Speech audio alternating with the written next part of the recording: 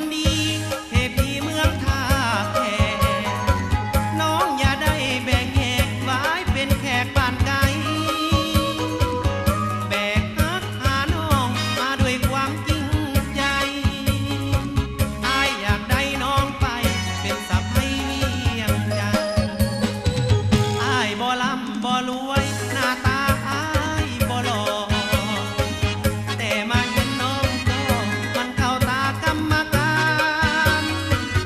คิ้วปุกตาดำหอยยิ้มก็หวานหวานอยากอุ้มแหลกเมื่อบ้านเมื่อเลี้ยงแม่อายเด้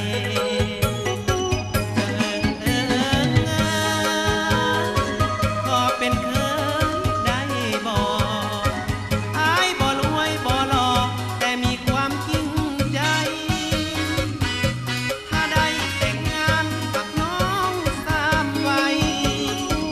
อายกับภาพฝันใจท่องเที่ยวไปทั่วเมืองลาวว่าจังใดคนดี